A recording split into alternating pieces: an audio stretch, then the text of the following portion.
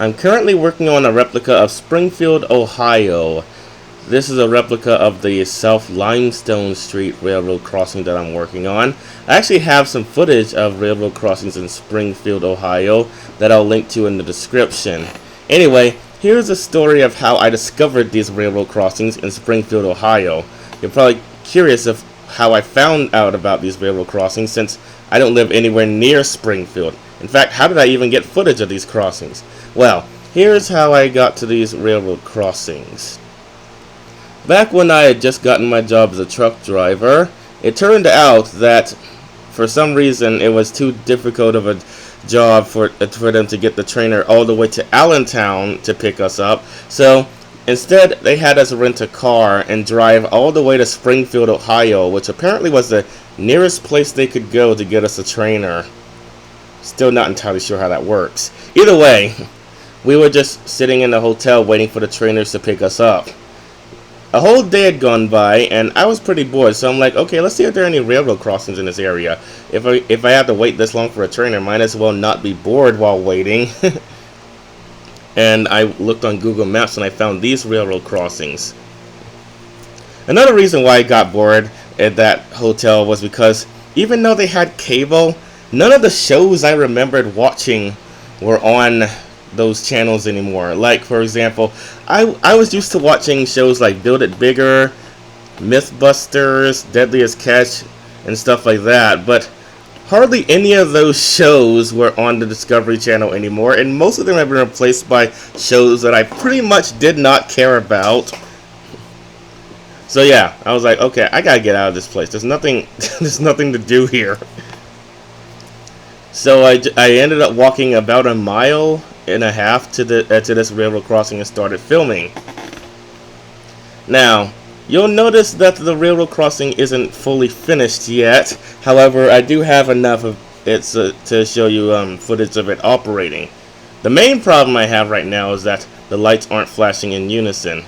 Also, I wish I could find a cantilever that only has lights on one side of the device, because it looks weird having lights on both sides of the device and then having a separate pole with lights on it for holding the gate mechanism. But yeah, that's all I have for now.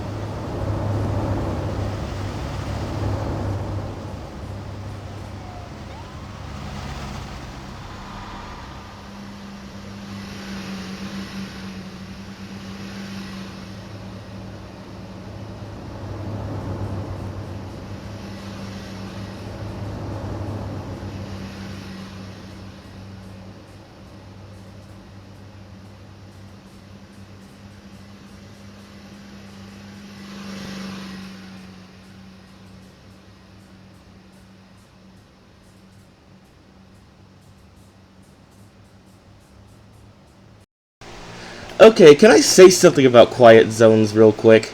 Can someone please explain to me?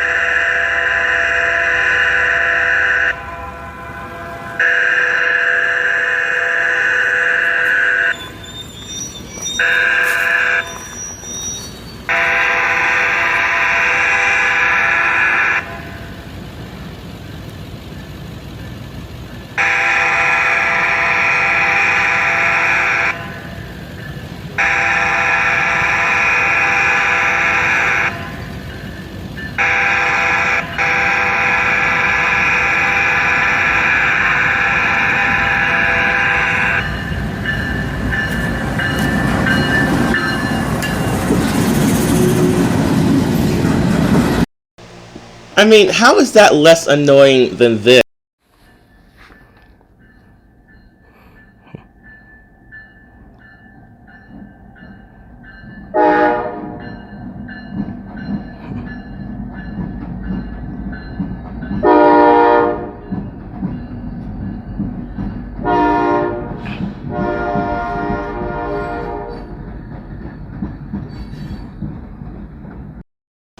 Here's the main thing I don't understand about quiet zones. That wayside horn, as it's called, it blew the horn 12 times. That's 3 times as much as a regular train would have blown its horn at this crossing, which only blows the horn 4 times. So not only is it louder than the actual horn of the train, but it blows its horn 3 times as long. This makes about as much sense as someone who lives next to a bomb range complaining because the bombs going off are too annoying, so they put a loudspeaker in their front yard that plays the sound of a bomb going off 3 times as often as it would normally happen, and somehow that solves the problem. Like, I just don't understand the logic in these wayside horns and quiet zones. It's like, thank you, I would love hearing a loudspeaker play the sound that annoys me 3 times as often as the regular sound would have occurred had nothing been done in the first place. Like, I don't get what's wrong with these people. How in the world do they find the wayside horn less annoying than a regular horn? I actually prefer hearing the regular horn over the wayside horn, because at least I wouldn't hear it 12 times every time the train approaches the railroad crossing. Imagine if someone lived near an airport and they didn't like the sound airplanes made when they took off. So, to fix the problem, the airport installed a loudspeaker in this person's front yard, and it plays the sound of an airplane taking off 3 times as often as it actually happens. And then the neighbor being like, okay, that solves the problem. Thank you. Like, that's pretty much what quiet zones are like to me. They get rid of the train blowing the horn, but then they have a loudspeaker of the train blowing a horn. It's the same thing no matter what. How does this solve the problem?